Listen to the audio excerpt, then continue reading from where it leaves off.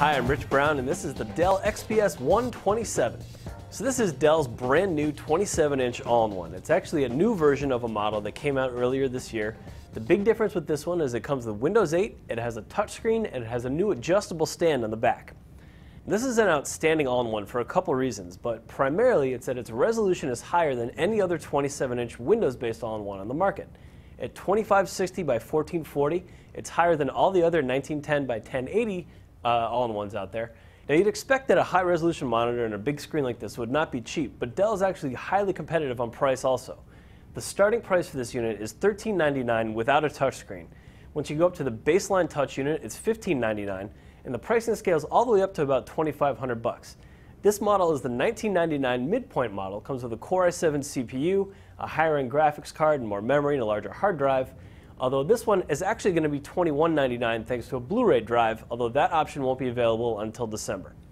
It has edge-to-edge glass, so the bezel won't get in the way of your input, and in general it's just a smooth touch experience. It seems like there's a coating on the screen that gives it sort of a smartphone quality to it, and it's a lot smoother and more responsive than we've seen from other all-in-ones.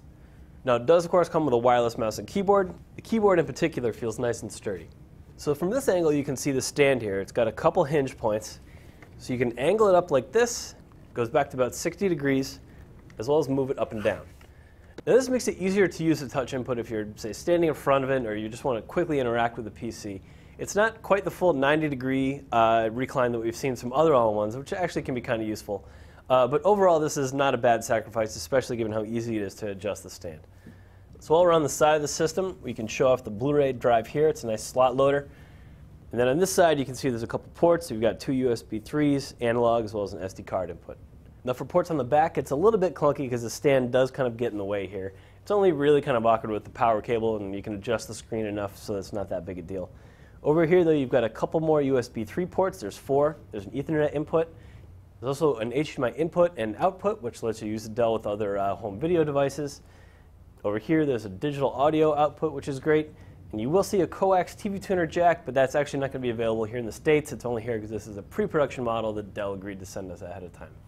So depending on what price point you pick up for this system, you'll find different CPUs and other different components inside.